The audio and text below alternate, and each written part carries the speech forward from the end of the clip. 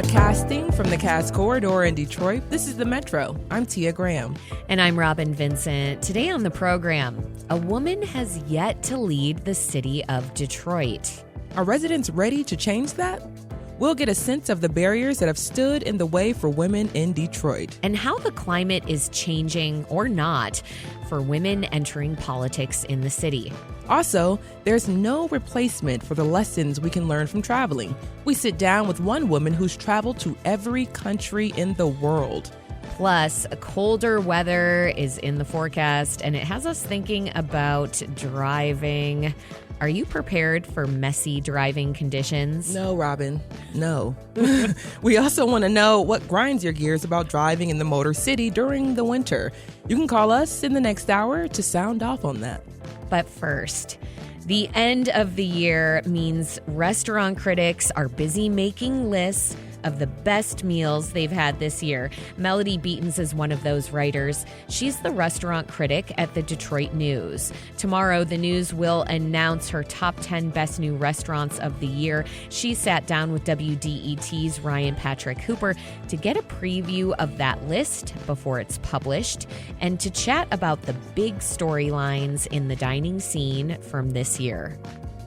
Melody, before we dive into best new restaurants of 2024, which the Detroit News is going to publish in full on Thursday, I think it's important to take a look back at the year. There's often threads that run throughout the service industry and the restaurant world for Metro Detroit.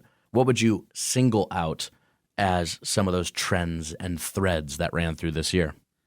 Definitely higher prices. With that, we saw a lot of high quality as well. But yeah, sticker shock on some of those steaks for sure. And the cocktails, what used to be $12, $13, $14 are now easily $17, $18, $19 as far as cocktails go. A lot more automation. You know, you kind of are doing it yourself with more of the casual restaurants, counter service. Still seeing some QR codes, you know, punch it in and then sit down and someone will bring it to you. In Detroit, I would say a lot of the cool trends I saw this year was a lot of wood fire cooking, a lot of open stoves, fire pits in restaurants that opened this year, which we saw a little bit of a couple years ago. But now I feel like as people are building out kitchens and making things their own, that's something that they're really going for, which I think is really cool because it's hard to cook with, you know, flame and wood, you know, more than, you know, an industrial stove. So that's a cool trend. I've seen it. It's making everything taste really toasty, roasty, charred, which I'm really digging that. Just in time for the winter season. I want to go back to something that you said, Melody. Things are more expensive. Mm-hmm. We have to do more stuff ourselves. And everywhere you look, someone's asking for a tip. Absolutely. How does that all add up to a good dining experience? I think, you know, sometimes people don't like to be bothered a lot at their table. So there's a little bit of that. I did a story on self-pour tap houses because we got a lot of those. It's another trend we saw this year. And I pulled an example of one of them was a cool Royal Oak tap house. You know, had a beer on tap. It was so many cents per ounce. If you pour it yourself, it ended up being like $11. And there was a tip line, even though you poured it yourself. Go around the corner to Hopcat, same beer is $8, tip line there as well, but someone poured it for you, exact same beer, and you didn't have to pour it yourself. But, you know, these kind of experiences people are still excited about. There is definitely value to, you know, not having to pay for the whole beer. You can have 2-3 ounces and try different things. So I think that's the attraction with the self-pour. And for the business, it's, you know, I think it's $1 or $2 grand more per tap. But when you think of what you're paying an employee to pull that tap, it could be beneficial to them. So we might see more of those. Melody Beatens, pro-automation, anti-worker. No. We joke. I think we're both very for anyone working in the service industry and their livelihood. But increasingly, it does seem corporate owner or small business owner, they're trying to cut corners. And the way they look at it is less labor, more profit for me. That's right. A trend of 2024. Absolutely. And there's a law that's going to be changing most likely, unless it doesn't, in February. And that will mean more hourly wages. And the restaurant owners that have, you know, dozens and dozens of employees getting tipped wage will have to pay them more. And we'll either see those numbers of staff members go away, or they'll change to not tip workers. Possibly, we don't really know what's going to happen, but there's a lot of passion on both sides of that issue. I believe in February, the Michigan Supreme Court kind of clicked a rule to make the minimum wage go up eventually. And it's not all going to happen all at once, but that it also includes an increase for the tipped wage, which I think is like $3.90 now. So if you're a tipped worker, I think it's going to go up to $4 something, and then eventually it will increase, and minimum wage will increase as well. And there's businesses that are already paying their tipped workers a minimum wage or paying all their workers a living wage that won't be affected, but there's a lot of business owners, restaurant owners that own, especially those that own many restaurants, that are really concerned about this law. And the Michigan Restaurant and Lodging Association is very concerned. And usually when they're concerned, it's, for the business, on the business's behalf. And I've heard both sides from workers. Some workers are like, don't mess with the tips, just leave it alone. And others are like, why wouldn't I want more of a wage?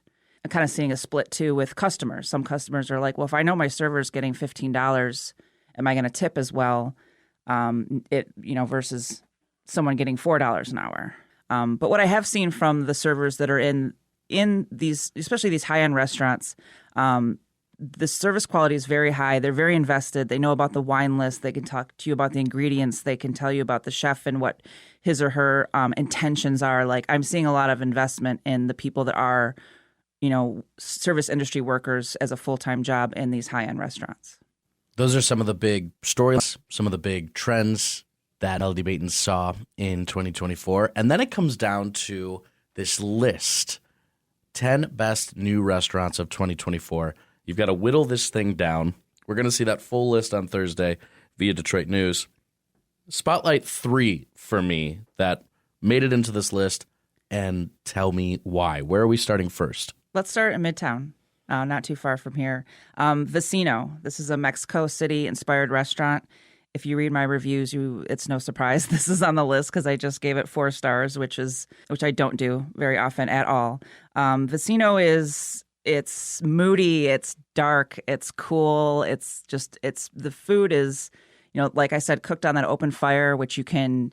You kind of smell that aroma when you walk in. So all your senses are kind of involved in this experience. I just thought the cuisine was excellent. Also, this building was empty for like 50 years, and the owners put so much work into it.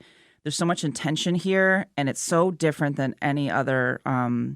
We have so many great Mexican restaurants and so many great, Mexican-American chefs working in Detroit, but this is just something that I don't think we've really seen a lot of, and it's just really different. And everything I tasted blew my mind. Like the duck enchilada, the tuna tostada, the plate of broccoli with the mole is just, I was kind of like, is this gonna be worth all the hype? Is this really what, because I heard a lot of good things. And when I went, I was like, this is everything they said it was.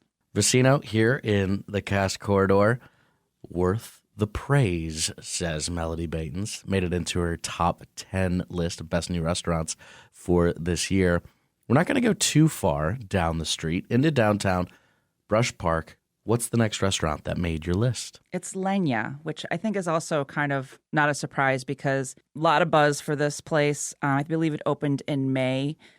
This is kind of a northern Spanish influence. And also they have the open hearth cooking. So there's a lot of similarities to Vecino, but I think Leña is more neighborhoodly, brighter in color. They have a lot of like light wood. I really like the bar seating because it kind of juts out. So you sit face to face with the person that you're eating with, but you're still kind of at the bar, which is cool. Great wine list, lots of farm fresh ingredients. But stuff that you don't see a lot of in Metro Detroit. Vegetables are a huge part of this, which is, because Spanish cooking, there's a lot of pork and a lot of ham, but they do a lot with vegetables here. They do have sausages and chicken and things like that. Lots of salads that employ grilled vegetables, which is cool. I think the cocktails are great. They do a lot with gin and tonics, a lot of sherry, a lot of wine. And this is one of those places where when I think of, the service, like the staff really knows their stuff. And it's fine dining, but it's not stuffy. There's no white tablecloths. You can go in a Lions jersey. They're right down the street from, Ford Field, and they're in the mix, Brush Park area. So just great addition to the dining scene and just really cool stuff there. Okay, we're going to leave the city and head to a suburb. We're heading to Dearborn, one of the most culturally rich places in Metro Detroit. So there's a lot to choose from when it comes to the dining scene. Lots of competition there. Where did you land, Melody, for what was going to make it into your top 10 list this year? I love Turkish Village. It's right on Michigan Avenue. It's a huge restaurant. I think it's 8,000 square feet. They are open for breakfast, lunch, dinner, coffee, dessert, smoothies, raw juice, doner kebab, shish kebab. They have Turkish food, Yemeni coffee. They have everything here, and the service is really nice. It doesn't break the bank. They offer a lot. I believe they opened in the spring, maybe late winter, earlier in 2024. And I went back a couple times and really like their lunch specials. And, I just love getting a good cup of Turkish coffee after lunch as a kind of a pick-me-up. I just think they're offering a lot of different things there. So definitely a cool spot I wanted to highlight this year. That was Melody Batens. She's the restaurant critic for the Detroit News. She spoke with WDET's Ryan Patrick Cooper. From the WDET newsroom. Today, we're thinking about women in local politics. They have a big presence in Detroit politics, but the city has yet to see a woman mayor.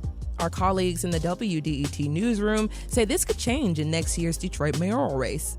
City Council President Mary Sheffield announced last night that she'll be running for mayor.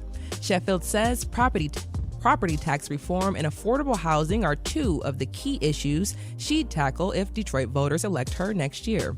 Sheffield might have to win a primary election first against several other candidates: State House Speaker Joe Tate, businessman Joe Hashem, Councilman Fred Durhaw, and former Council President Chantil Jenkins all have formed exploratory campaign committees.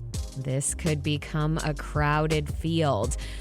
Coming up, we'll dig into this deeper, and that is the notion of a woman running Detroit. Could Detroit elect its first woman mayor in 2025?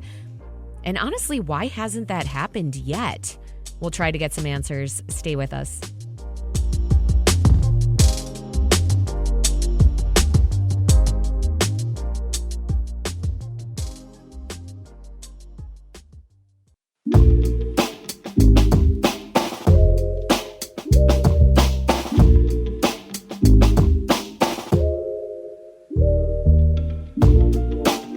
Welcome back to the Metro on Detroit's NPR station. I'm Tia Graham.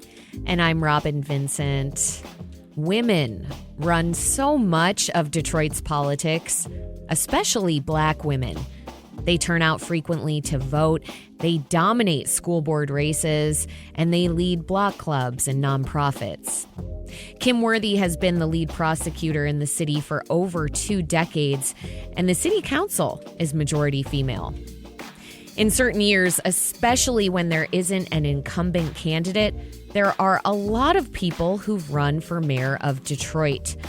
But women typically get the least amount of attention in those races.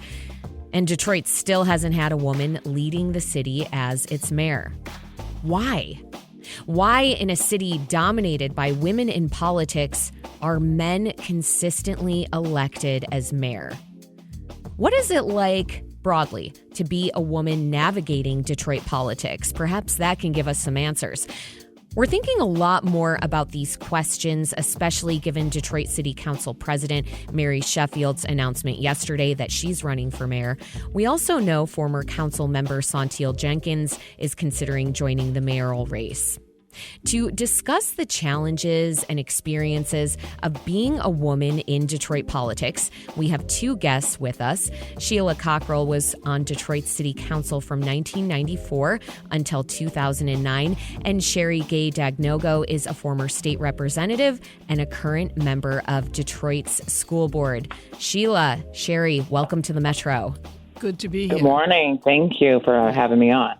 I'm going to start with you, Sheila. Why did you want to get involved in politics in the first place? What called you to the political sphere? Well, I grew up in an activist family, so it was sort of second nature, and I was very, very involved with local organizational issues, organizing in the community, And then my late husband was a very active in political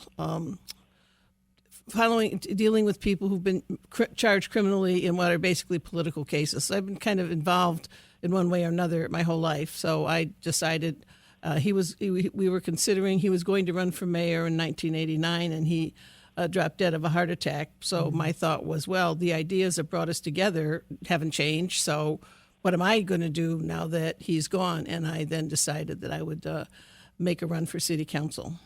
So it was a family affair for you, and it was also that sense of carrying on the torch. Correct. And also, I mean, the 1967 rebellion was for me a seminal, personal moment of you've got to be doing something. So I started an organization to deal with police brutality after some events in 1968, and that kind of launched me into a sort of grassroots activism era for me. So you saw politics as truly the way that you could make change. But yes, and ultimately, I mean, to me, there's a very real and important role for activists to play, because people are the leading edge to making sure that people understand what the issues are, understand the sides and the winners and losers, because that's always the case in politics. But that's a very important role. But it's also important to have people on your political leadership who've had that experience, but understand that once you get in the House, you have to behave differently than you do when you're in the streets. Streets, it's all important, it's all necessary, but there's more constraints, if you will, when you go into an elected position, in my view. Was that a rude awakening? I don't know that it was rude so much as it felt heavier. I mean, having to really listen to an issue and literally take into account all points of view and then make a decision.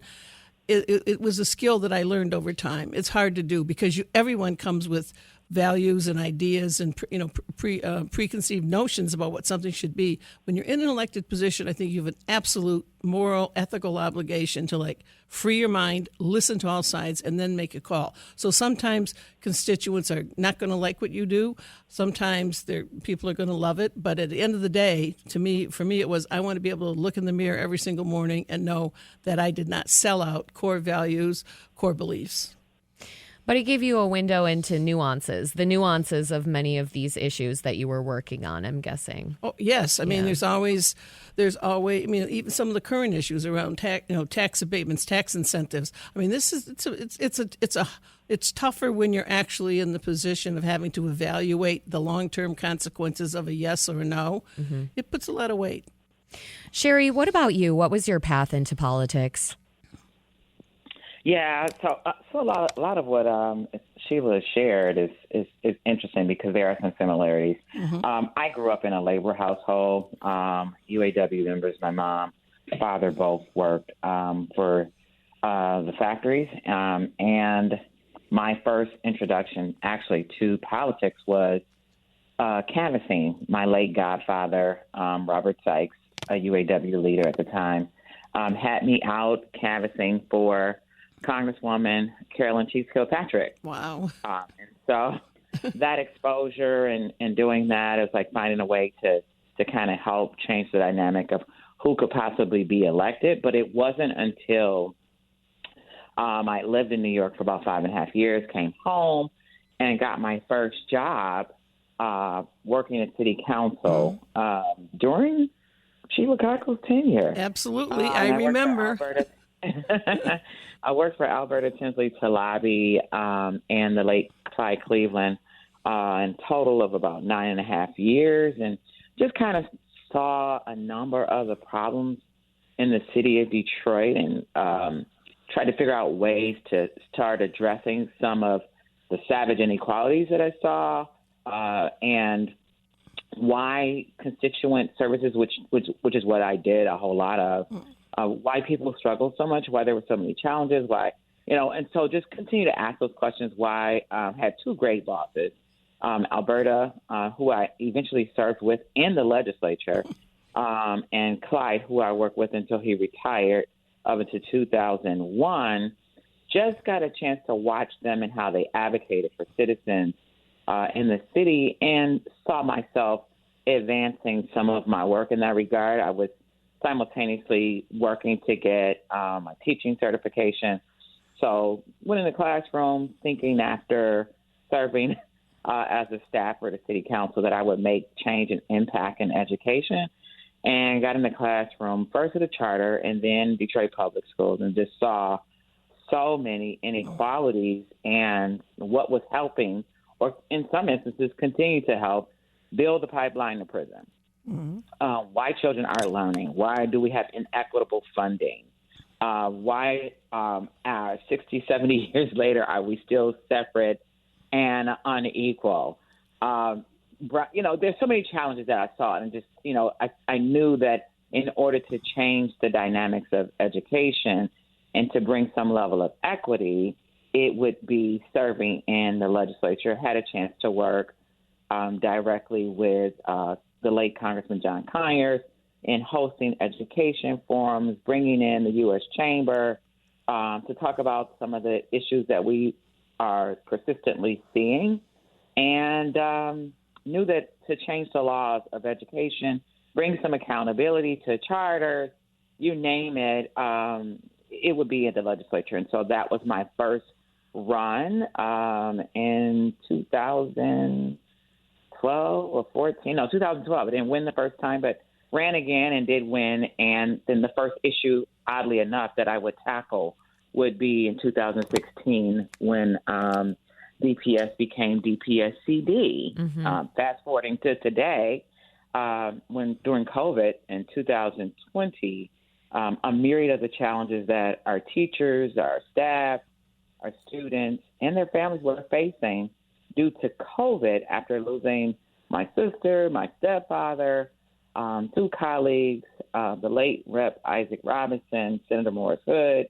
I knew that the apprehension that many of our educators were expressing and their parents were expressing was a real thing and needed something meaningful to do. And so after leaving the legislature in 20, I ran for Detroit School Board and just recently was reelected. Reelected for a second term. I almost didn't do it, but Sherry, but I did. Sherry, so forgive me for jumping in here, but I wonder, something that is striking me about what you're talking about is the power perhaps that you could have as a local elected leader versus a state leader. And then I'm going to get into, with both of you, more of what this discussion is about, which is being women in these roles. But tell me that, Sherry, have you found that you're more being in that local position versus the state one? Does it feel to you that you can make more change? Well, actually, one would probably think that, but I'd say no. For one, I am against term limits, although I was ready to leave Lansing, because I realized that many of the relationships that I was able to build and foster wasn't until it was almost time for me to walk out the door. And even more so now, and I just think it's interesting that Sheila talked about the dynamic of being on the outside as an activist versus being elected. I am to the core activist, but I had to learn how to become a stateswoman and to build relationships with people that I had been taught that were absolute evil. And that's not always the case. It's just that people have different lens. They see things differently. They come from different communities. And we don't spend enough time with each other to first of all, gain the trust necessary to be able to talk about what our differences are. And it just, unfortunately, the cadence of the legislature does not always afford that opportunity unless you spend a lot of time doing that. And I'll say, building that relationship now, the rapport that I have with both Democrats and Republicans is something that is valuable and needed to get legislation moved and passed. But it takes time to build that. Just like a small business, they say it takes about 5 years to start realizing, growth. I say it's the same thing with respect to the legislature. Sure. It's not until about that fifth or sixth year that you really have the trust, the understanding, the insight, the institutional knowledge that is necessary to be able to move bipartisan packages of legislation, whether you're in the majority or you're in the minority. And that's something that's missed. Locally on the school board, I've been met with so much frustration. We're going to get into that.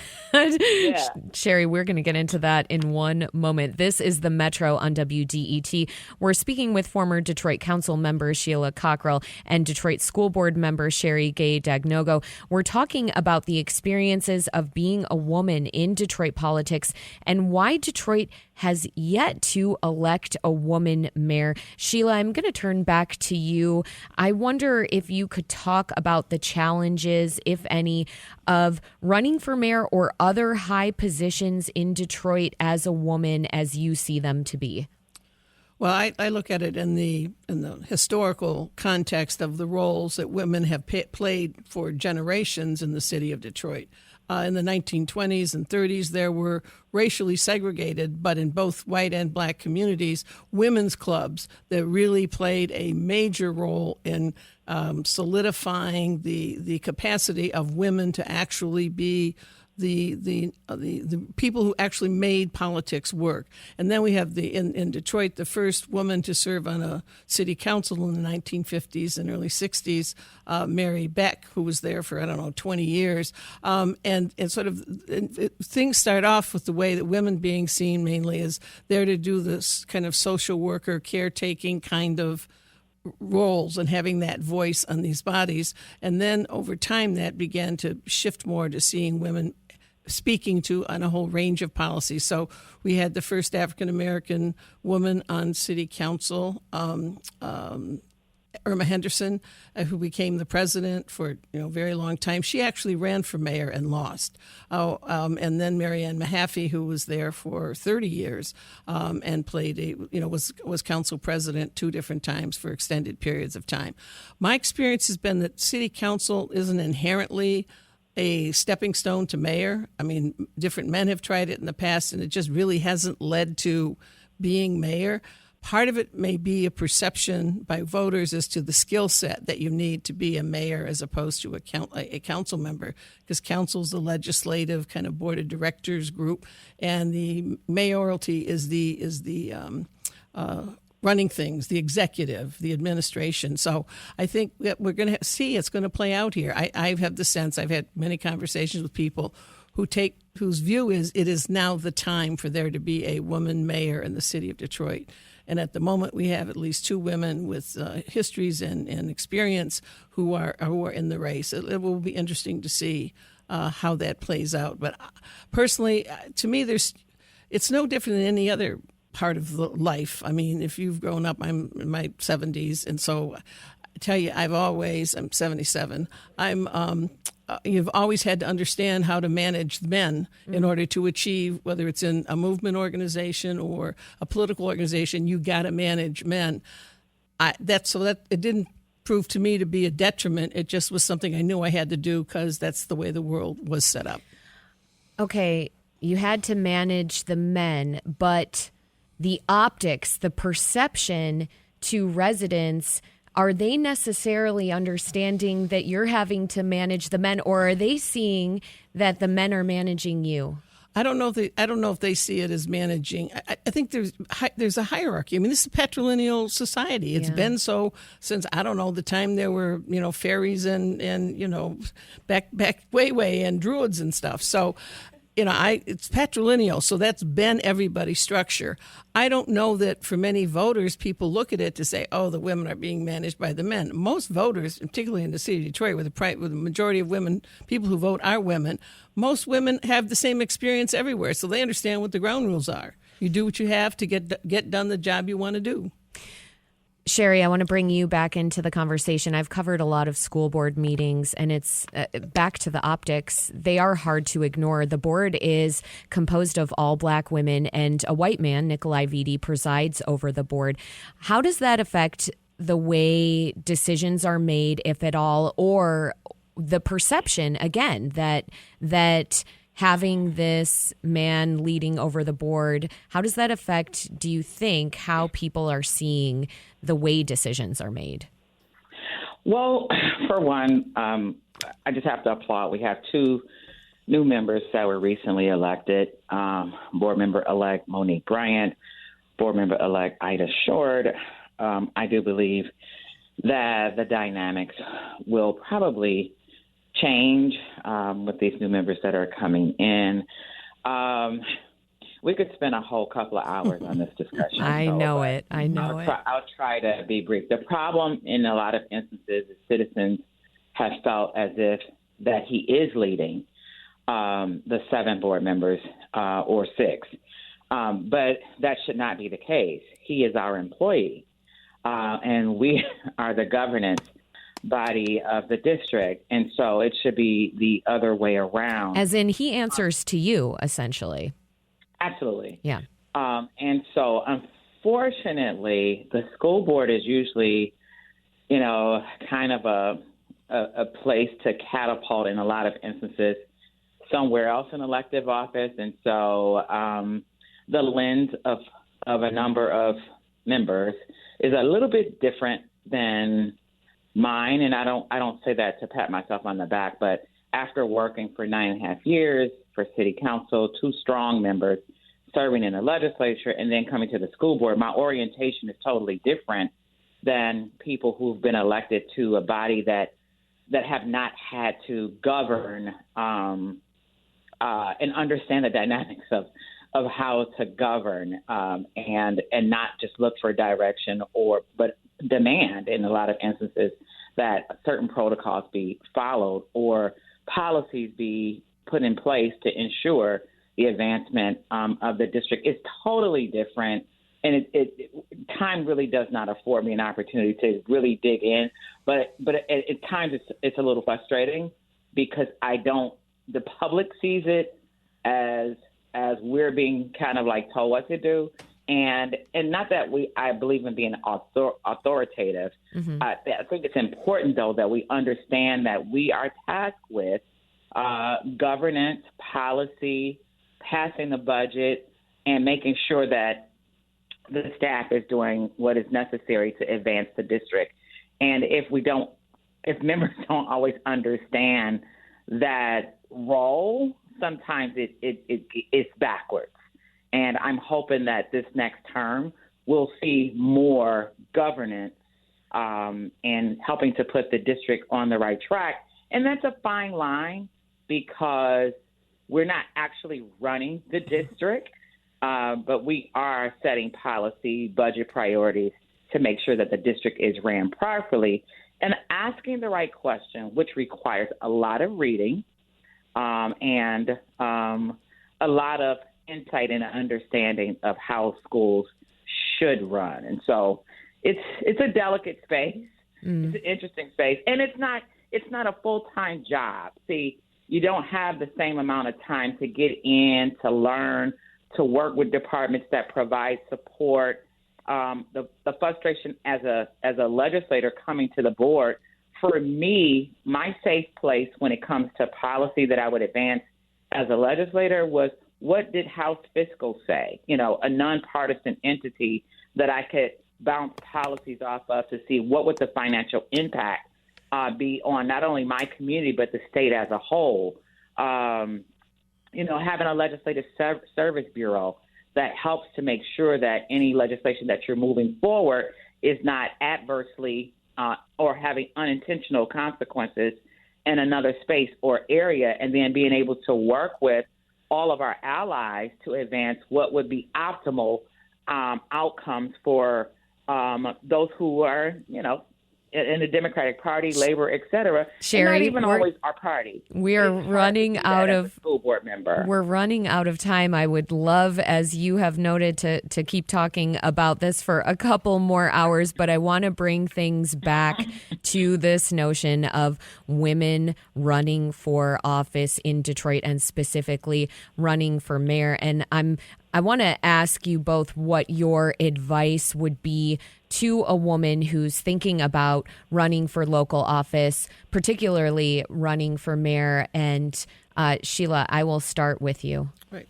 I think the first thing is, and I've seen this at state level politics, county and local level, for women, Be yourself. Do not let handlers tell you how to dress, how to wear your hair, how much makeup is. Be who you are.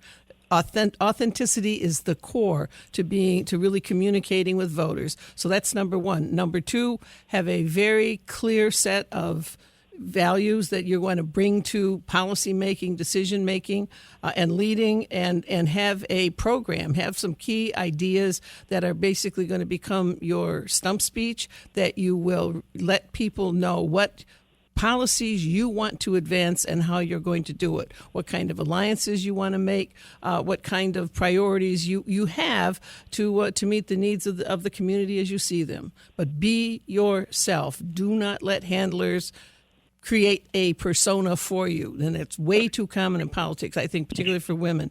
Don't let them do it.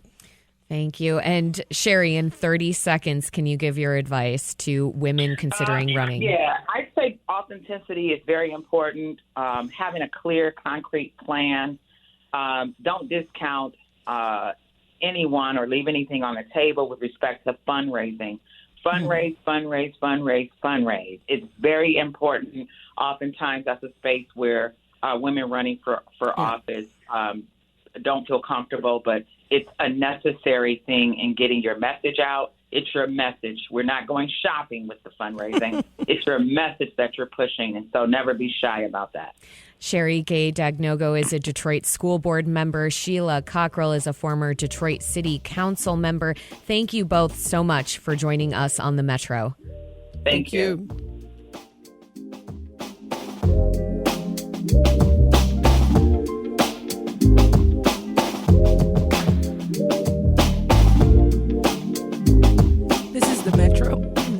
This is the Metro on 101.9 WDET FM from the WDET newsroom. General Motors is getting out of the robo-taxi business and will stop funding its money-losing autonomous vehicle unit called Cruise. Instead, GM says it will focus on developing partially automated driver assist systems, which let drivers take their hands off the steering wheel. Cruise has lost $10 billion since GM bought it in 2016. Coming up, travel can be the ultimate education tool, and it helps us to see our home turf with new eyes, as the saying goes. We speak with the first Black woman to travel to every country in the world up next.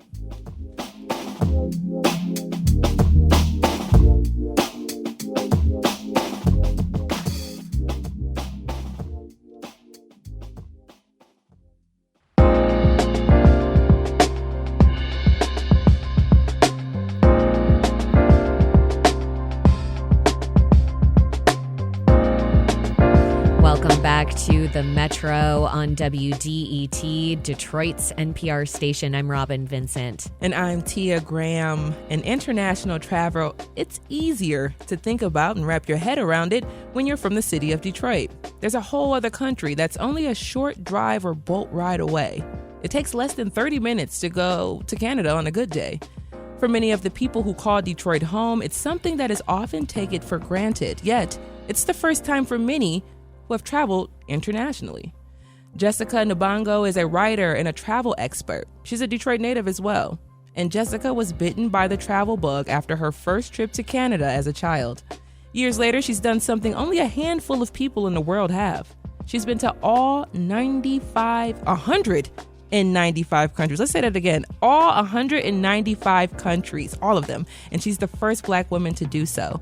Today, she joins the Metro to share her traveling experience, and maybe, just maybe, we'll get a little bit of advice about how to travel like a boss. Jessica, welcome to the Metro. Hi, thank you for having me. Of course. So I always ask Detroiters when they come on, what part of the city are they from? So I grew up on the west side in Grandmont, and now I live on the east waterfront. Yes, I am on the east side as well. I grew up on the west as well. It's a different transition, but it's cool. It's cool. Yeah. So you started traveling young, as we heard. You went to Canada. How did that first experience, going to Canada, to a different country, shape the way you decided to live the rest of your life? Yeah, I don't know if I really truly remember that first trip. But by the time I graduated from high school, I think I'd been to close to 10 countries with my family. So my parents love to travel, and they just made it an important part of our life, whether it was like domestic road trips, camping or like the Caribbean, Mexico, Cayman Islands, or going home to Uganda. They just made travel such an integral part of our childhood. Yeah. And I often think about just folks who grew up in the city of Detroit or just grew up in certain spaces and they often don't leave that 10-mile radius. So if you could talk about the importance of getting out and getting out early, especially as a young person, to experience different spaces and places. Yeah, so my parents are from Uganda, so I think I sort of didn't have a typical upbringing in Detroit, although Metro Detroit is so diverse in terms of like our immigrant communities. So, you know, like I went to school in the suburbs since I was 3.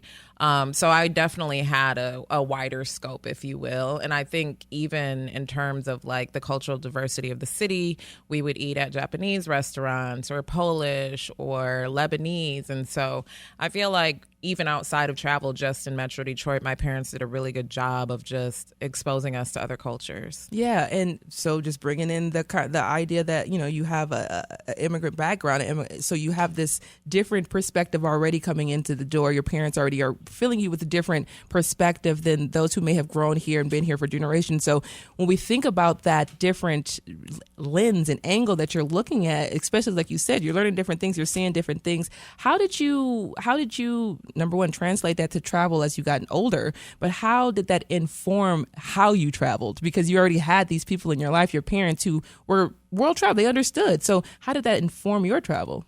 I think it removed fear, which I think a lot of people have around traveling, especially if you've never traveled internationally. There's just a lot of fear. And also, like, I don't have a fear of flying. Like, I've been flying since I think I was 5 or 6. So those sort of what I would consider to be fairly simple barriers were removed for me at a pretty early age. I also think, you know, we weren't staying at like the Four Seasons when I was little, but we stayed at like really nice resorts. And so I think that has translated into now I prefer the Four Seasons. But yeah, I think one thing my parents did with us was we traveled well. And that's something that I continue to do now. Yeah. And so, Jessica, and everyone, I love the fact that you've traveled to every single country that we can think of, 195 countries. But, you know, before you really started to set out and before you started to travel, what were some of the things that you didn't know before you started to really world travel? Or were there things that you just knew and you were ready to hit the road head first? But what are some things that you didn't know? That's interesting. I don't know. So I moved to Japan at the age of 23. Wow. So following undergrad, I went to New York for undergrad. I graduated a semester early. I moved back to Detroit for 2 years.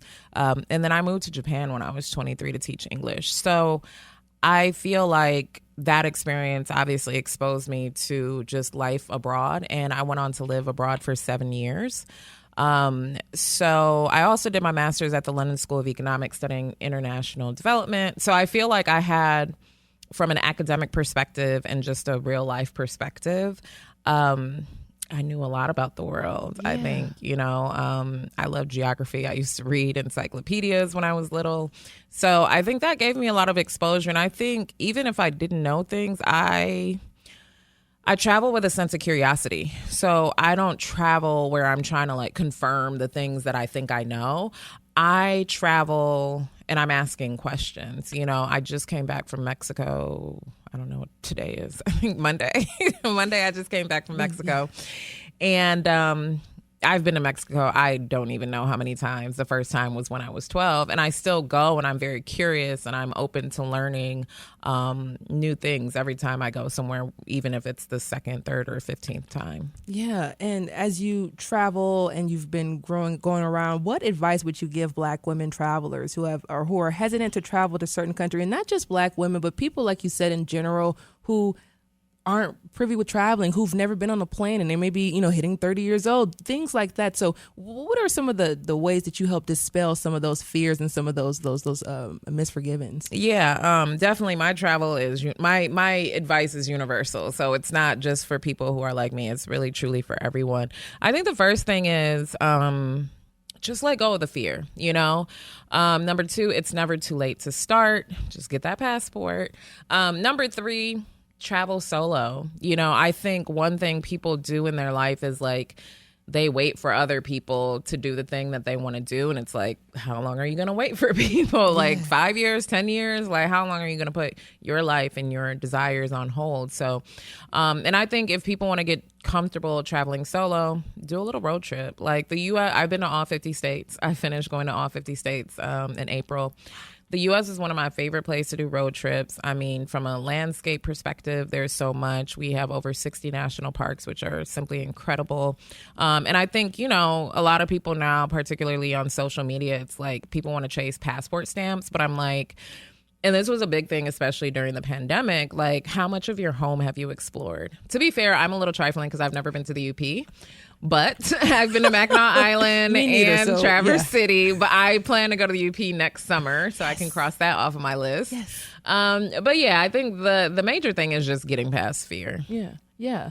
And getting past fear and getting through. I wanted to expand on a little bit of traveling solo and the importance of that, traveling by yourself, whether it is just jumping in a car and going 4 hours one way, or whether it is booking a really luxurious or even a backpack type of international travel trip. But what are some of the things that you would tell people? Because I'm the type of person like I need to wait on my friends to go.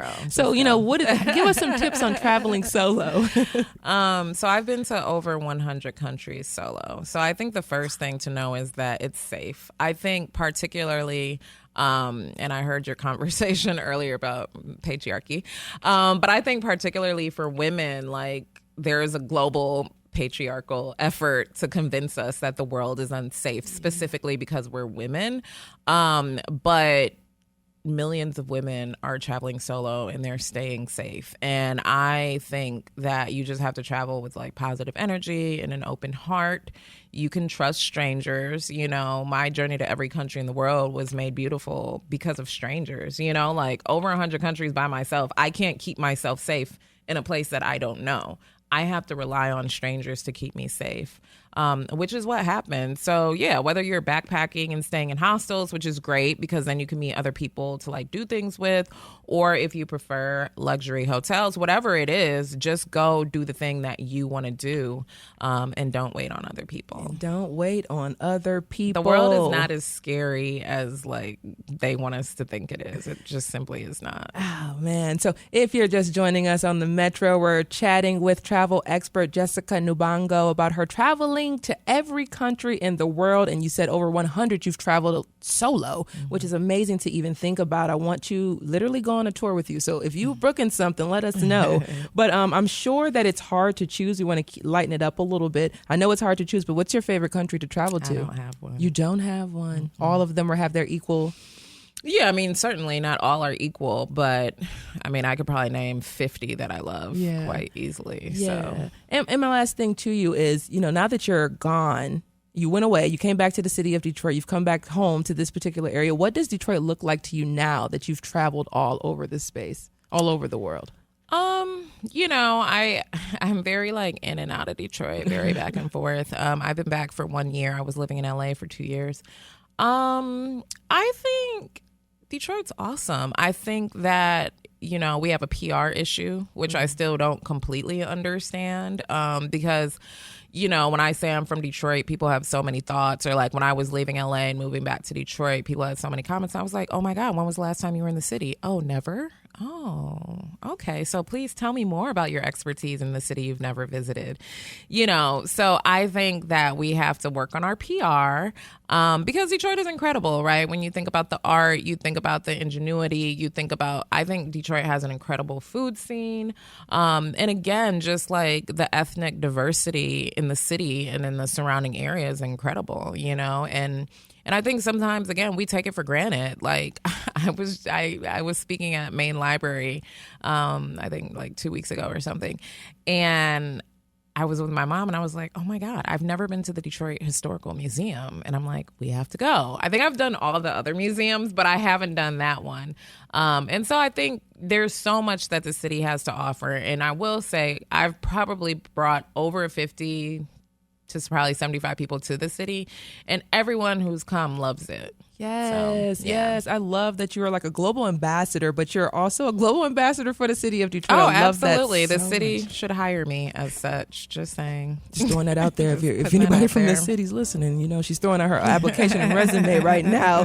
Jessica Nvango is a writer and travel expert, and Jessica is the first Black woman to travel to all 195 countries. Jessica wrote the book, The Catch Me If You Can, in 2022, which documents her travels. Jessica, thank you so much for joining us on the Metro, and we will chat with you soon. Okay. Thank you so much. Thank you.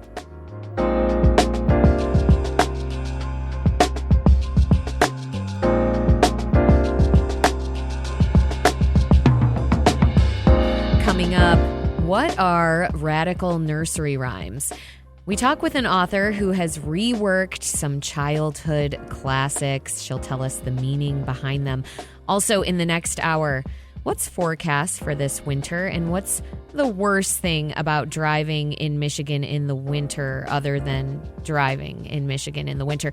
The phone lines are open, 313-577-1019.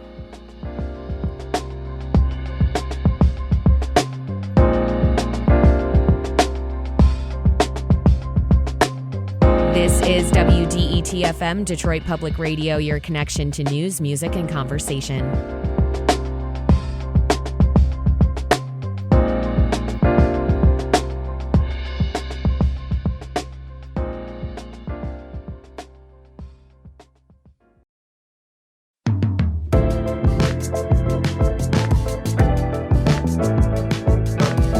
Welcome back to the Metro on WDET, Detroit Public Radio. I'm Robin Vincent. And I'm Tia Graham. And this week, a master of the written word was lost. Nikki Giovanni died Monday night, leaving behind a legacy for all generations to find and learn from. But how has spoken word translated to the next generation? How are poets and authors of today working to be inclusive with stories for younger audiences? Are You Sleeping by Rhonda Green is a collection of popular nursery rhymes, but these rhymes have been reimagined to teach lessons of police brutality and cultural awareness. Rhonda Green is a poet, an author, and the founder of Heritage Works in Detroit. Heritage Works promotes youth and community development through the preservation of cultural traditions. Rhonda, welcome to the Metro. Yay, thank you. Of course. So, what made you think to yourself, I'll deconstruct old nursery rhymes that appeal to young people? So just after the deaths of George Floyd and Breonna Taylor, a lot of young people took to the streets. And because our organization worked with youth, they asked us, why aren't you out here with us? We were supporting them behind the scenes, but not marching. We told them we would support them other ways because we really felt the work began afterwards. Marches are great for bringing attention. So while I was thinking about what to do, these nursery rhymes started coming to mind, but they had different words when they came. And that was the thing I wanted to build on next. I talked to you about that yesterday, and I thought to myself, how did this start to funnel into your brain when you started to hear different things? It probably went like, because I'm looking at the ABCs of disparities, and maybe you went Ahmaud, Breonna, and then you just kept going through. So how did you, really see those things start to fly into your head? I guess we were watching them on TV and watching the news clips and listening. I thought about what should they actually be focused on and be listening to, and what are the things I learned. And so they were using their bodies as collateral and out there doing courageous things. And I started thinking about the difference in our experience. And I think then the rhymes started coming to me, like Ring Around the Rosie, Ring Around the Lowly, because the message is so much different for them today. Yeah, and as well, when we think about the context in which some of these nursery rhymes were created, a lot of them weren't created with people of color in mind, with Black people in mind, especially at the times in which they were created. So when we talk about you reconstructing these, talk about when you were looking through as you're looking through the lens of a Black woman. Great question. I can't even tell. That's so deep. Because I looked at some African rhymes at that time. Yeah. But what we consider classical in this country tends to come from Europe. Mm-hmm. And so I think it was about, for me, word choice in order to get inclusive, I had to think about what's the diction, what's the language we use in BIPOC communities and African American communities, and make sure it was included. And, just a slight word, a slight turn of phrase can change the whole meaning because language experience is so tied to language and feeling and emotion. And so I guess that's how I wrote. Some of them are much more inclusive, though, because I knew it wasn't just African American, it was Latinx. Yes. And I think about, of course, we just heard Nikki Giovanni passed away earlier this week. And one of her big things was making sure to remain Black, or to remain, to use language in which Black people could relate to. So AAVE, African American Vernacular English, or quote unquote slang. So that was something that she really made it a mission to do. And that's what you did with the nursery rhymes. You changed a few words here and you changed the sentence structure to fit the folks who would be reading it. That is so important. Yes, it is. Oh man. So when we think about the book, of course, the reconstructed nursery rhymes who are you targeting when we talk about these reconstructed nursery rhymes? As I was going through, once again, I said, oh wow, these are heavier than I expected to be. These aren't for children per se, but they're for young adults. It's an interesting question because the classical nursery rhymes are really bleak. Like Ring Around the Rosie was supposed to be about the Black Plague. Yeah. And then they crossed over because of their sing-song nature, so you can teach children about rhythm and language through them, and they still do. Some of them teach messages. But I had in mind older youth, like 16 and above. I know one of our staff members said that her child found a book on the back seat of their car, and they just started reading. She has two daughters, one is 10 and one is 13. They started reading it and asking her, who are these people and what does this mean? So it really engendered a great conversation. I would have never thought 10 to 13. So I would say 16 and above, and 10 or below 16, maybe with an adult. Supervision, yeah. And, it's just so interesting that I think about the book, of course, and what it stands for, and some of the stories and messaging within the nursery rhymes, and which you've been able to deconstruct. And I think about the idea that there are young Black kids, young kids of color in general, or even poor kids, not even poor white kids. They have to grow up early in different ways, in different spaces. And I think about back in the 1920s, Emmett Till. These are people who had to grow up really early. So why do you think that we should, it should be 16. Why not start younger by themselves reading some of this stuff? I like to keep, young people are vulnerable, and I think it's beautiful, right? And that gentleness and that wonder they have. And so I think if it is stewarded and helped along with an adult to help them understand, not grow bitter, then I think it can be a beautiful thing. But I have two sons, and I worked hard to keep that gentle, and the thing that makes them a gentle man, I worked hard to keep that present. And so that's the only thing. There's so much that hits our kids through the media. And so I guess it's a personal stance of mine to want to protect that. And it's a beautiful stance to want to protect the child's innocence. You're listening to The Metro on WDET FM. I'm Tia Graham alongside Robin Vincent. We're chatting with Rhonda Green, a poet, an author, and founder of Heritage Works in Detroit. She recently wrote Are You Sleeping?, a collection of deconstructed nursery rhymes. So we're going to transition here to Heritage Works itself and the mission you all have. So there's one thing that I was learning about the mission there, the goal. You were inspiring growth, and you're teaching and learning through cultural fluency. Yes. What is cultural fluency? It is the ability to move between different cultures. As our workplaces diversify, you have to understand how someone nodding to you may not be them thinking of themselves in low esteem, but it might be a sign of respect. And there's all kind of haptics and indicators, behaviors. And so cultural fluency is about being fluent in those things. Yes. And if we can talk about the importance of that, expand a little bit more. I mean, I think that a lot of us could take note in what it means to be culturally fluent. Yeah. I mean, I know that a lot of one of the things that I've been studying is how African American women are perceived in the workplace, right? And they can be perceived. What we do in church and what we do in the kitchen is one thing, but it's perceived as angry Black woman in the workplace. And so just understanding what passion looks like across culture, right? And what anger, it's okay to be angry sometimes, right?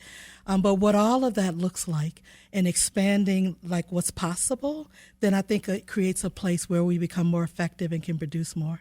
Yeah, just give us a space to actually breathe in these corporate spaces or whatever space we may be in. I know oftentimes I have to preface or give that little I guess explainer beforehand to say, this is I'm being passionate right now. I'm not angry. I'm just being passionate. I don't want you to think, and it's just like that explainer that has to come with certain conversations often gets really, really lost. So cultural fluency is such an important thing that we should make sure that we're teaching and continue to teach. But as well as we can speak further to cultural awareness itself, you have African dance and African drum experience and background. You've been doing that for decades as well. I know your son, one of your sons, he went to school with me, and I remember seeing that for the first time at school, African dance and the drumming. And I thought to myself, what the heck is going on here? This is cool. So if we can just talk about the importance of sound, drumming, movement with the body, but then more importantly, creating that space here in America, especially as you're pulling it from different places and bringing it here. Yeah, I guess the best way that I like to explain it is that, especially for people of African descent, a lot of what was taken away from us and placed on us had to do with our body being enslaved or being bound. And so dance offers, and especially African dance, offers the opportunity to connect with your culture before all of that happened, and an opportunity to be free of some of that. So what was important, what was the culture? The culture is encoded in the rhythm. It's encoded in the movement, right? So we move from the expectations of American culture to the expectations of our ancestors. And that starts us to wonder and, just imagine the possibilities. So I think that at the basic level, that's what African dance and drum brings, because they are languages, right? There's a rhythmic language, there's a kinetic language, and then we know our verbal language. So all of that allows our kids, our young people to, come to the edge of themselves and imagine difference.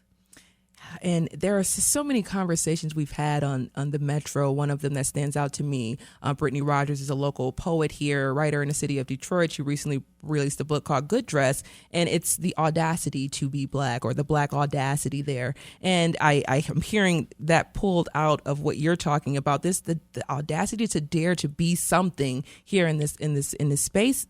So when we think about creating and daring to be something in this space, what's your ideas or your take on Kwanzaa? Do you practice Kwanzaa? Oh, absolutely.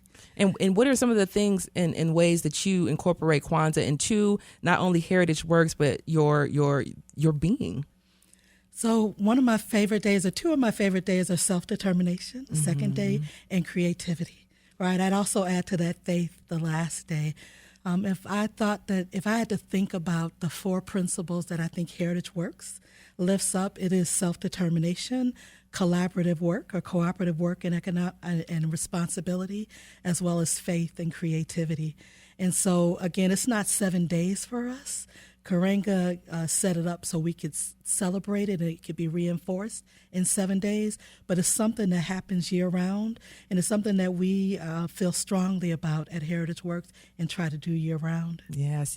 It's one of the things that that's one of the first things I knew about you all was Kwanzaa celebrations, and then dance, African dance, and African drumming. But Rhonda, with getting back to the book, getting back to the deconstructed nursery rhymes, what do you really hope that young people get from reading this, especially those who are 16 and 17 and 18, those who are getting ready to go into the, quote, real world? How do you see this preparing them? I would say probably literacy, and not just literacy in terms of learning to read and learning poetry, but there's also a social justice literacy. So we won't forget the foundations I used to think, oh, that happened in the 60s or before my time, but it's still going on, right? And so as we dream for our lives, and as we think about what we're doing on a daily basis or our long-term goals, that we fold in that while I'm at the wheel, I'm going to do something about it. And I think, again, that's my motivation. I don't want our young people to say, well, you passed on this. I want them to say, while she was here, she did her part, so should I. This is a running theme that's been going on today, especially with poets here. We had Jessica Care-Moore on yesterday, and that's one of her themes as well, is to just continue on for the next generation, to continue that legacy on, build up on it. So before we let you go, Rhonda, would you like to read one of the poems? Oh, absolutely. Whichever poem is your favorite. There are so many beautifully written poems, and as well within the book, if you all do pick up the book, there are designs and artistry done by local artists all through the book. It's absolutely amazing to look at. So Rhonda, whenever you are ready, take it away. So this one is called Ring Around the Lowly. And I just want to say there are 10 poems, and each one is illustrated by a Detroit artist. Beautifully. And each artist brings such a depth to the poem. So Ring Around the Lowly, and it's after Ring Around the Rosy. Ring around the lowly, pocket from them holy, ashes, ashes, the poor fall down. The kings create quarters that sift our sons and daughters. At issue, young lives fall down. A player kneels in protest, speaking for the voiceless. The issue at issue, black lives fall down. The morning bells are ringing, young protesters are singing. Long as just us is just us, our country falls down. Thank you so much. Rhonda Green is a poet, author, and founder of Heritage Works in Detroit. Green joined the Metro to chat more about her new collection of reworked nursery rhymes. Are You Sleeping? The deconstructed nursery rhymes reflect civil rights and activism. Rhonda, if people want to know where to get the book, where should they go? Please go to heritageworks.org, HERITAGEWORKS.org, and there's a link on the main page. Thank you so much, Rhonda, for joining us on the Metro today.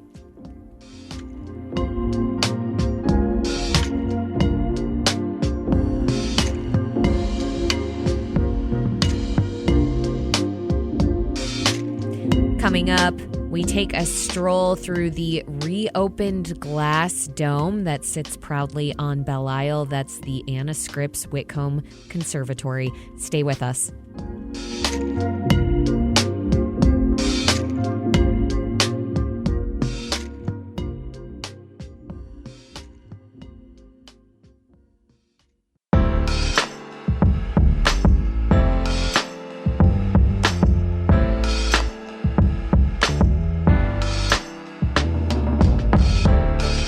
Metro on 101.9 WDET FM. I'm Tia Graham. And I'm Robin Vincent. In August on the Metro, we celebrated the 120th anniversary of the Belle Isle Aquarium. About 200,000 people visit the aquarium every year.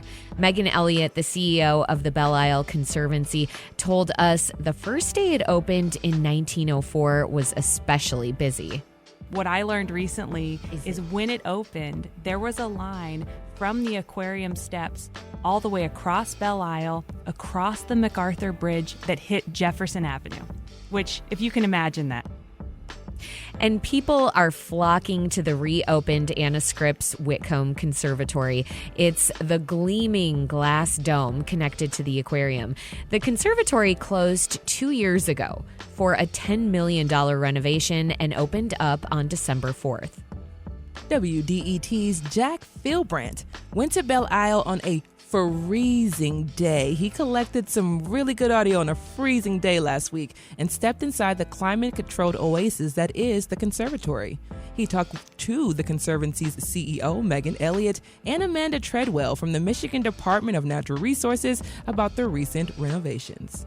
I think a lot of people have kind of set ideas or memories about Belle Isle, but it really is such a dynamic place, and there's constantly changing uses every day. So if you haven't been out in a while, please come back out, come to the conservatory, see it reopened, take a walk, go to the lighthouse, see all of the new trail investments that have been made. There's so many different ways to enjoy the space, and it's just another invitation to come back and use your beloved park. Who is Anna Scripps Whitcomb? I feel like the name I hear the most is the Belle Isle Conservatory, but of course this is not the official name of this building. Of course, her father was the founder of the Scripps, the newspaper, Detroit newspaper. The conservatory was named in honor of Anna Scripps Whitcomb because she donated her 600 orchid collection to the city of Detroit. So at the time, that was the largest city-owned orchid collection in the States.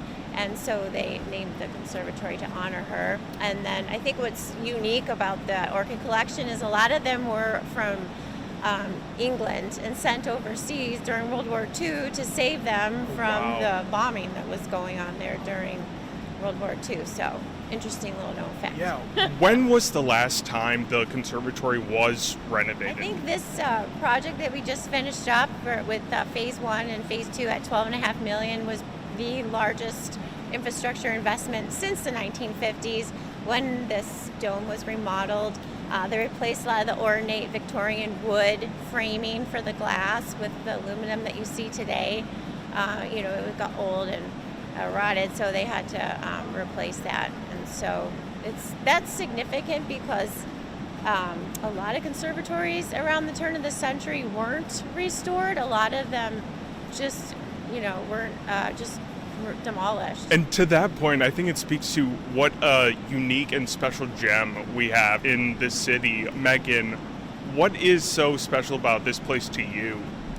Well, to me personally, I'm originally born and raised in Houston, so I've been in Detroit for a very long time, but when I first moved here, I would come to the conservatory pretty much every time I could at any open hour, just to step inside and feel the warm air and feel a little bit of home. So the cactus room is a special favorite for me, and I love all of the succulents in there.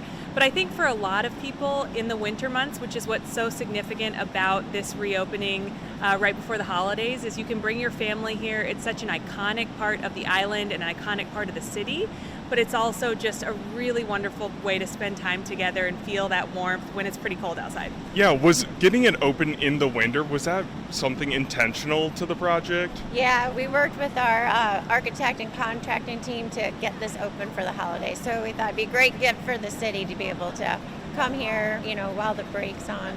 And I think our original construction schedule was to end in January, but we had a great team and pushed it through. Is there anything new that both of you learned about the building throughout this construction project that you might not have known just like being in it and not like getting up close and personal with a big structure like this? One of the most interesting things we realized was how loosely the glass was in the building before. So it wasn't just that it was the, asbestos glazing compound was deteriorating, but when we went in and put in all the new glass on the restored steel, it was put in so securely that when the wind blew, it would twist it, and then all the new glass would crack. So we had to put in some extra stabilization cables at the top to keep our glass looking new. How much of the design was like for the plants? Yeah, it was all about the plants. So that's a very good question. And all of these plants were here during construction and protected. So we did a lot. We did a lot to focus on the plants, obviously. So the new laminated safety glass has a layer to protect the plants from the UV and make sure they have adequate sunlight. And then also we improved ventilation around the dome. There's the new cupola windows open up to let a lot of that heat out during the summer. New irrigation system around the catwalk. And I think big kudos to the team that kept all the plants alive during that entire construction season, because I know there was so much to manage as all those changes were happening. So it's really impressive from the outside to be able to see how much has been preserved. What is next for the restoration project as you continue? What's phase 2 look like? This project really did focus on critical elements of the conservatory dome, but there is more work that has to be done for the aquarium and conservatory. It's a 120-year-old facility. There's a lot of deferred maintenance that we're still looking to address. We're putting in a $10 million HVA system in the aquarium that will serve both facilities. And then also we're looking outside of the buildings and looking at a campus plan. We want to kind of look outside of these two buildings and understand how these major institutions might work kind of like a campus, so that we can rethink the grounds outside in a way that truly reflects the world-class nature of these beautiful spaces and helps everyone to enjoy them more easily and kind of drift between space to space, so that they're not, coming in, going right here and then getting back in their cars and leaving, but are actually walking around the grounds and are finding new ways to enjoy the park. So we're really, really excited about that. That was WDET's Jack Philbrandt talking to Belle Isle's CEO Megan Elliott and Michigan DNR Urban Field Planner Amanda Treadwell. Coming up, winter weather. I hate to break it to y'all, but it's on the way. It's here. And with it, snow and ice will arrive on the streets. We'll talk about the forecast for this winter and how to safely navigate the roadways. The phone lines are open. What's the worst thing about driving in the winter here? Besides driving in the winter here, is it chiseling ice off your windshield in the morning?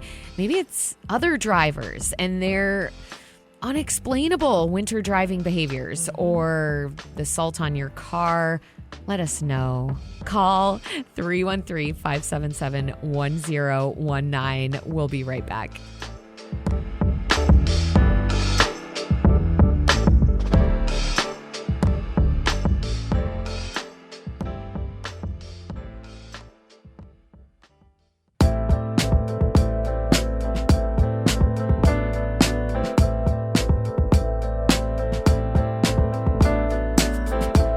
Welcome back to the Metro on 101.9 WDET FM. I am Tia Graham. And I'm Robin Vincent. Navigating Detroit and our metro area can be downright frightening. The city itself has one of the highest pedestrian death rates, and driving comes with its own risks. That's because Detroit has some of the highest rates of fatal car crashes. And we know weather can make a lot of these statistics worse. When it's snowy, rainy, or icy, the driving becomes all the more treacherous. So, how can people navigate the roads more safely this winter? And what kinds of winter conditions should we be anticipating in the upcoming months? To discuss all this, we have two guests. Paul Gross. Actually, we have one guest. Paul Gross is a former WDIV meteorologist. Paul, welcome back to the Metro, and thank you for doing this in short notice. Well, hi. How are you guys? Doing really well. Hi, Paul. Hi there. So, Paul, in general, we're expecting a warmer and wetter winter. Is that a fair expectation for this year? Well, that's been kind of the prevailing message that's been gone out through the media. I'm not so sure that that's exactly the way it's going to pan out.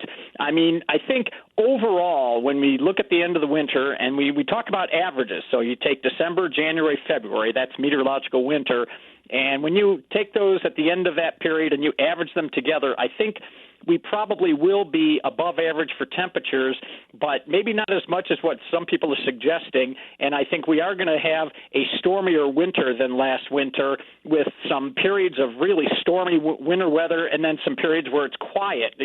I think it's not going to be like last winter where we just went through extended stretches with not a whole lot going on and it was mild. I think we're going to have a more typical type of winter, although in the end, I think we are going to end up perhaps a little above average for temperatures, but that's an average over 3 months. Yeah.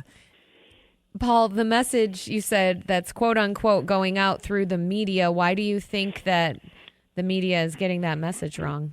Well, keep in mind, not everybody that reports this is a meteorologist. So you see things that show up in newspapers, and you have newspaper reporters that are seeing things on websites, and maybe they interview somebody, and I look at a whole bunch of different atmospheric patterns and oceanic patterns as well. And when I say patterns, I mean these are things that have regular oscillations, and there's a whole bunch of them. I mean, I wish I could show you my spreadsheet. It's all full of colors and stuff, and I just based on what I'm seeing, I just think we're going to have a stormier than much stormier winter than what we had last winter.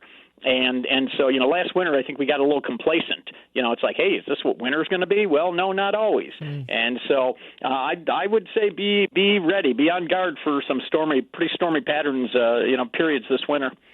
Paul, since we don't have access to that beautiful color-coded spreadsheet of yours, where should people look for reliable weather forecasts? This is a science, as you have noted, and there are a lot of apps out there. What do you think should be the go-tos? Well, for the average, again, things that I rely on is kind of high-end science. But for the stuff that the average person can digest, the Climate Prediction Center, which is a part of NOAA, that's always a good spot. They do a lot of things with outlooks on the 30-day, 90-day, outlooks and things like that. So that's really a really great spot for the average person who doesn't understand the technical nuances of climate and meteorology to go to. So it's the Climate Prediction Center. They have do a pretty good job on their website. And Paul, we're also going to go to the phone lines really quickly because we have a caller here. We have Anka. Anka is a long-time WDET supporter. Anka, hello. Good morning, Tia. Good morning, Anka. And good to be back here and hearing your voice. And thank you for Know All Night. Of course. I'm a listed Uber driver. I don't know if you know that. So when I'm not offering commentary and whining and bitching, I am driving, and I have some suggestions for some drivers. I also have some experiences that I would like to avoid in the future. Of course, they've happened too often. So what I have as far as advice is, don't speed. Don't speed. Yeah. Speed kills. Don't tailgate. You can't stop in time. Tailgating kills. Plan your route. Plan where you're going. Know where you're going ahead of time. You can do that with your GPS or those pesky old things printed on paper called maps that we grew up with, or I grew up with. Those pesky papers. Be courteous on the road. Share the road. It's not your road; it's our road. Yeah. And I see a lot of that. I see a lot of road rage too. Yeah. So I see a lot of people on their phones, and that's a problem right off the bat. Left turns from the right-hand lane, right turns from the left-hand lane. Like I said, the tailgating, running lights. We can't stop. We don't know what you're doing. Our social bargain is that you are going to obey the rules of the road, and so am I. And when you negate that, all right, and when you abdicate your responsibility, when you refuse to be accountable, all right, you are endangering not only yourself but other people. Anka, thank you so much for the call this morning, because you have this experience as an Uber driver. You see what's happening on the road on a regular basis. So thank you so much for giving us a call. Anka, are you still there? I want to ask you about the fact that you are on the roads for such a long period of day and how that affects your levels of stress and anxiety and all the things that you're seeing and the pleas right now that you're issuing for people to be more considerate drivers. Would you say that this work has really added to your levels of stress overall? Oh my God, Robin, thank you for asking that question. My wife, she gets in the car and I ask her to drive, and she says, "No, you drive." And I'm like, "No, I'm tired of driving. I don't want to drive." So I drive for hours at a time. Most people drive for a few minutes to where their destination is, and then they return or they go on to a further destination, but they're not spending hours on the road. When a rider gets in the car, one of my riders get in, I invariably would tell them that they're the best part of my day. Not necessarily individually, but collectively. Because these other people on the road, like we were talking about social bargain, they scare me. They are really scary, and the road rage and the phone stuff. And listen, I'm going to get real specific here. It's based upon an informal poll. This is mostly males. It's mostly guys. Uh-oh. All right. Very few women. Anka, thank you for describing your experiences on the road. I especially like this notion of this being a social bargain, and we are all out here for each other, not against each other. We're all in this together. That's right. Thank you so much for calling, Anka. And Paul, bringing you back into the conversation, hearing Anka talk a little bit, and also just thinking about what we are talking about in terms of weather forecasts. What are the weather conditions that create extra slippery road conditions, especially if we're not seeing just heavy snowfall? Well, you kind of hit the nail on the head there because, snowfall, especially heavy snowfall, you can see that. So it's those mornings where perhaps we've had a little bit of rain overnight and then it freezes, or we've had a little freezing rain or freezing drizzle.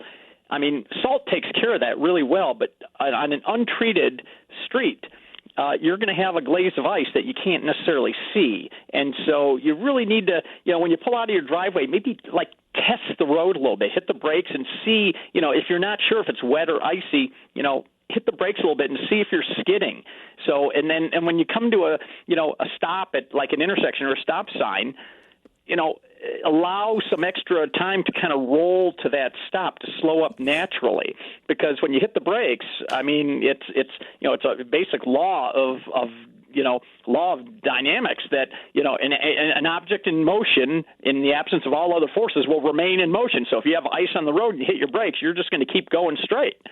And so, kind of test the road a little bit. And then when you have ice under the snow, that's another reason. If you have some snow on the road, maybe test a little bit, see just how much braking you can get when you hit those brakes. So that's a big piece of advice I have. Testing the waters, don't jump right in. I'd like to bring in Gary Bubar from AAA. Gary, thank you for joining us on the Metro. My pleasure. So, Gary, what are the worst conditions for driving? Is it black ice, and what is black ice? People talk about that. What is that actually? Well, I think Paul nailed it on the head. The things you can see, you can prepare for. It's what you can't see that makes it harder to prepare for. Once that you have that ice underneath it that you don't quite know where it is, or you've been driving and you haven't had a problem, and then all of a sudden here it is in front of you, and it changes your ability to control your car or your truck. That change is really that surprise, if you will, it can throw you off in a hurry. You have to prepare for that ahead of time. Okay. All right. That's, again, we're getting the same kind of messaging here about anticipating what things are going to be like, being informed. And I'm guessing a lot of our listeners are informed and anticipating things. That's why they listen to WDET. I wonder, Gary, what do you think are some of those more surprise conditions, though, that we're not necessarily going to be prepared for, and how do we try to prepare for them? As things change over from warmer weather to cooler weather, from rain to snow as you're driving, that can be very challenging, especially in areas where you don't have that much traffic. Some of your listeners drive at later into the evening, and if you're driving in the late evening, middle of the night, where you don't have that much traffic, so this moisture has a chance to sit and freeze. The temperatures drop. All of a sudden, areas that were merely wet before are now going to be slick and icy. And that just eliminates the ability to control your vehicle, no matter four-wheel drive or two-wheel drive. Wow. Thank you so much for that, Gary. We're actually going to go to our next caller on the phone, David Gifford. And as well as you're listening to the WDET, you're listening to the Metro, what are your road grievances? What are some things that you make you anxious when you're driving on the road? Give us a call, 313-577-1019. But David, we would love to hear from you. Well, sure. Hi. In the last 5 years, I switched my job from Romeo to Livonia, and I live in South Warren. So my drive to work has gotten vastly different. Going to work before was pretty low stress, but now that I'm going across Davison and I-96, definitely high stress when it comes to dealing with all the traffic and the speed of the drivers. One thing I wanted to point out was that most of the highways in Detroit, the speed limit is actually 55, but you wouldn't know it if you're driving down any of the highways. Not on the Lodge. I was going to say on the Lodge with it. Oh, yeah, exactly. And the other problem is the highways were designed for 55-mile-an-hour speed limits. So when it comes to cars getting on the highway and off the highway, the ramps are short. They weren't designed for our speeds.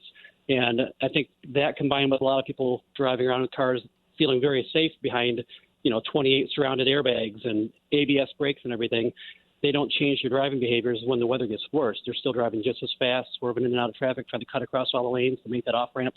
And when you combine all those factors together, it's extremely dangerous. That inflated confidence that you're talking about, Gary, I wonder if you can speak to that from a AAA lens, how much you think that's factoring into accidents.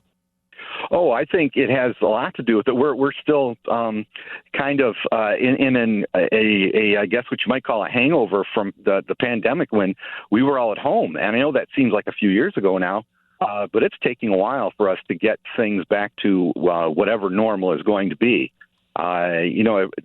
Speeds were up, crashes were down, but fatal crashes were up during that time. And people are still getting back to where the speeds are beginning to come down some more. Crashes are beginning to come down some more. We're seeing the numbers drop a little bit more. But sometimes we lose sight that driving is a collaborative activity. We're all in this together, and we either make everything around us safer or more dangerous by the way that we control our vehicle. You're listening to The Metro on 1019 WDET-FM. I am Tia Graham across from Robin Vincent, and we're chatting with meteorologists Paul Gross and Gary Bubar. And we're speaking about what kinds of weather conditions we should expect this winter and how to navigate them appropriately on the roads.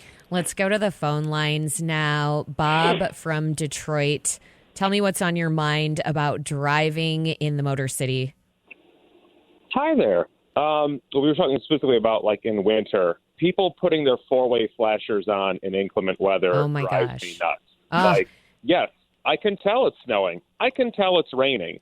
This doesn't help anybody. The four-ways are for when there's an actual emergency. I don't know why this started. I didn't notice it prior to, 5-6 years ago, and now it's, constant.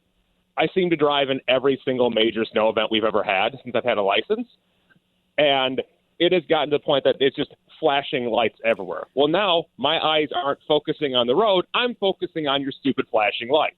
These are also people can't figure out how to stay to the right, which is also massively important in any weather. Stay to the right. Stay to the right. The left lane is for passing. Do not sit there and block it.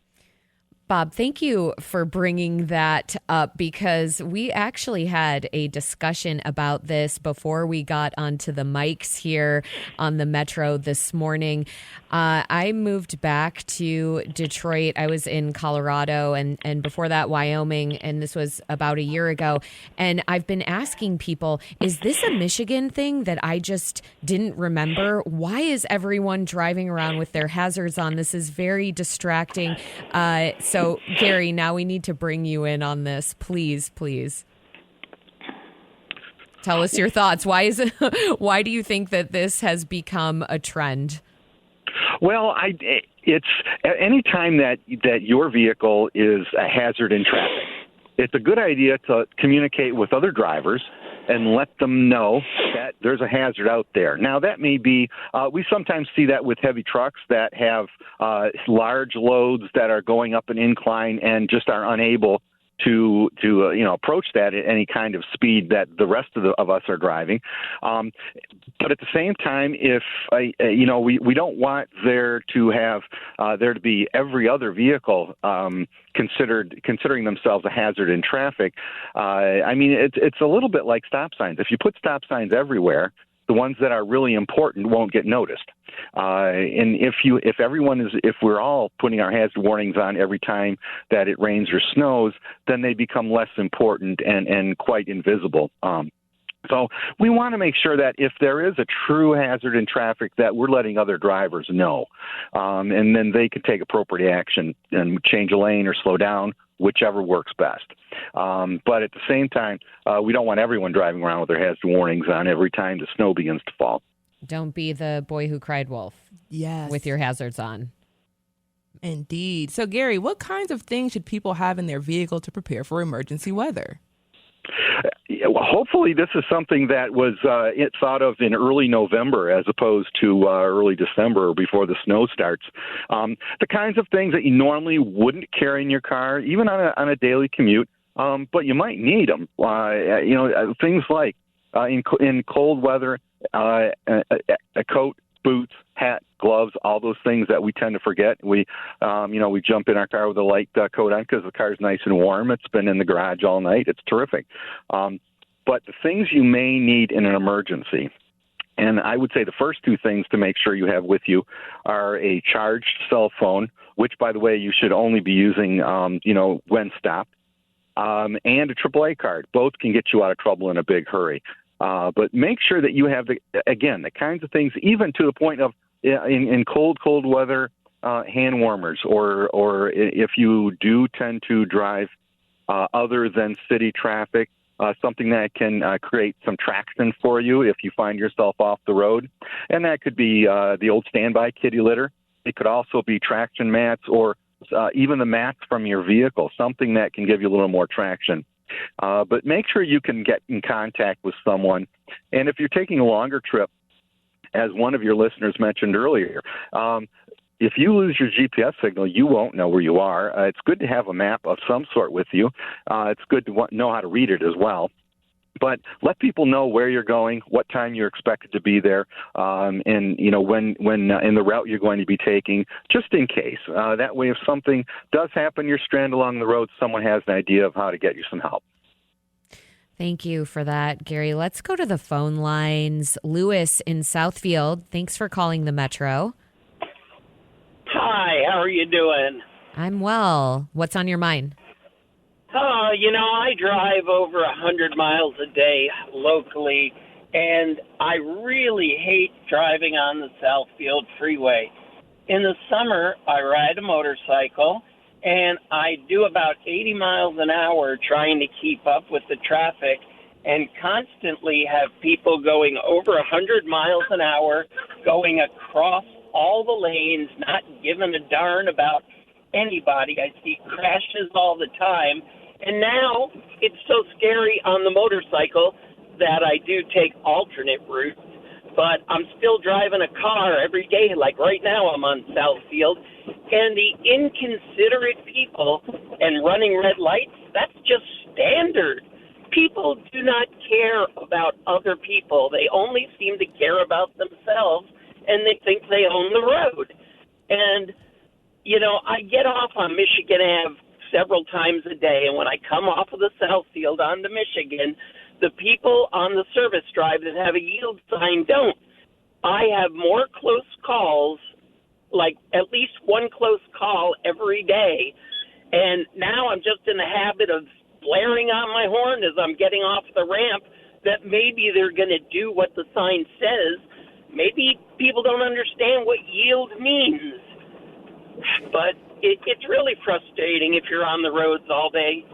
Yeah, Lewis, thank you for giving us a call. I think that a lot of listeners are probably nodding their heads right now about those close calls and the lack of consideration. We're certainly nodding our heads here in the studio. And it makes me wonder, Gary, when we talk about the Southfield Freeway, I wonder what you think are some areas like that perhaps need more of a police presence. I know drivers may not want to hear me say that, but that does tend to slow people down. Just the visible cue of a cop nearby. Yeah, I would think that any time that there is a visible police presence, a police vehicle on the road, that people are going to slow down and pay a little more attention to the laws and rules. And we wish they would do that and think that way all the time. One of your listeners mentioned the Southfield Freeway, keeping in mind that much of the Southfield Freeway is posted 55 miles an hour, and sometimes people exceed that. It's a challenge for all of us to be a little more cognizant of what other drivers and other vehicles are doing around us. And it's hard sometimes, but you don't want to let other drivers change what you do. If you are committed to being a safe, prudent driver, then that's what you should do. And don't let the traffic around you dictate where your comfort zone lies. Thank you so much for that, Gary. Paul, bringing you back into the conversation. What is your number one winter driving headache? Well, I'll tell you, and this is something people don't talk about. You need to clear the snow off your windows and your headlights and tail lights before you go out if we've had a heavy snowfall. I want to tell you something. It's something that's beyond me, where somebody gets into a car, maybe they turn on the wipers or they just take their hand and they make a small little hole in front of their windshield, in front of where they are in the windshield, and the rest, all the side windows are covered, and even the tail lights are covered with snow. Well, if I'm driving behind you and I can't see you put on your brake lights, I'm going to slam into you. But even if you don't care about that, if you're driving and all your windows are covered with snow, your rear window, your side windows, a police officer can pull you over and cite you. Okay, I mean you're driving with obstructed vision, and you're a hazard to everybody else. So I get very militant about this, and I admit this, but if you don't have time to clear the snow off of all the windows of your car after a snowfall, you have no business being on the road. You need to do that, because I don't care if you don't care, what happens to you, but when you cause an accident that involves me, you've crossed the line. And so make sure you clear the snow off of your car and your headlights and taillights. Thank you for that, Paul. That means giving yourself that extra time. Gary Bubar of AAA, tell us in 30 seconds your number one winter driving headache, please. Oh, it's that people don't leave enough time for everything that you need to do, whether it's accelerating, braking, preparing your vehicle, preparing yourself for driving in this kind of weather. Give yourself more time to do everything. Putting your turn signal on earlier, slowing down earlier. Everything needs to back down a step or two, and give yourself time to do all that. It takes a little longer to get used to it. It's going to take a couple snowstorms before we get back in the swing of things. But hopefully we shall indeed. Gary Bubar of AAA and Paul Gross, former WDIV meteorologist. Thanks so much for joining us on the Metro. My pleasure. Yep, enjoyed it. That's the Metro for Wednesday, December 11th. The show is produced by Sam Corey, Carey Jr. II, and Jack Philbrandt. Our engineer is Nate Bender, and our senior producer is David Lyons. This is WDET-FM, Detroit Public Radio, your connection to news, music, and conversation.